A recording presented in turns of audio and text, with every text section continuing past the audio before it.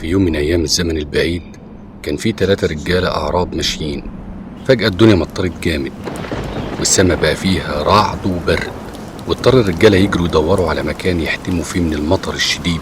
فلقوا غار في الجبل، دخلوا الغار علشان يستخبوا فيه لحد ما المطر الشديد ده يخلص. وكانت الأمطار شديدة لدرجة إن السيول جرفت الصخور الكبيرة من فوق الجبل، فوقعت صخرة كبيرة سدت عليهم باب الغار. ال3 بصوا للصخرة مش مصدقين المشكلة اللي وقعوا فيها. حاولوا يحركوا الصخرة لكنها كانت كبيرة وتقيلة صعب تحركها. بصوا لبعض، ايه الحل؟ مفيش حد من القبيلة يعرف مكانهم، يعني محدش هيقدر يوصل لهم. حتى لو نادوا بأعلى صوتهم مش هيوصل لبره جدران الغار. حسوا ساعتها بالهلاك. واحد منهم قال: خلونا نقول أعمالنا الصالحة ونتقرب بها إلى الله، يمكن ربنا يفرجها. فبدأ الأول يتكلم عن بره بوالديه.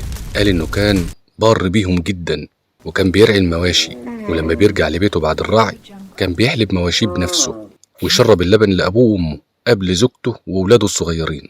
وفي يوم من الأيام اتأخر في الرعي لحد ما الليل دخل، ولما رجع لأبوه وأمه نايمين، فمرضاش يصحيهم ومرضاش يشرب ولاده من اللبن قبل أبوه وأمه، وفضل طول الليل ماسك الطبق وولاده بيعيطوا من الجوع. فضل على الحال ده لحد ما طلع الفجر. رفع الراجل ايده وقال: يا رب لو كنت عملت كده مرادة ليك فافتح لنا فتحة نشوف منها السماء. فاتحركت الصخرة وظهرت فتحة يقدروا يشوفوا منها السماء. بدأ التاني يتكلم عن خوفه من الله وعفته عن الحرام رغم ما قدرته عليه.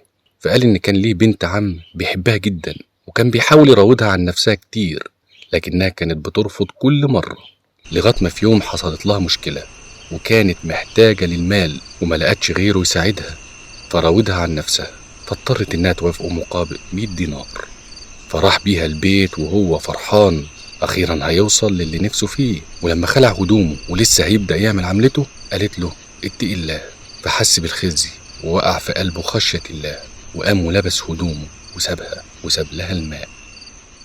رفع الراجل ايده وقال: يا رب انا سبتها خوفا منك فافتح لنا فتحة اكبر. فاتحركت الصخرة تاني والفتحة بقت اكبر.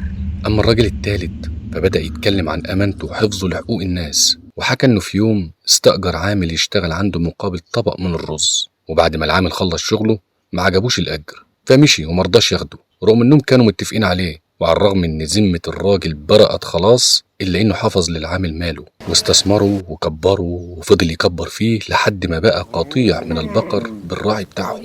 وبعد مدة طويلة والراجل واقف بيتفرج على القطيع لقى العامل اللي كان ساب اجره جاي له وهو غاضب وبيقول له: اتق الله وما تظلمنيش واديني حقي. فشاور له الراجل على قطيع البقر وقال له: ده كله ليك. العامل قال له: ما تستهزأش بيا. رد الراجل عليه وقال له: انا مش بستهزأ بيك. فخد العامل القطيع كله بالراعي ومشي وهو فرحان.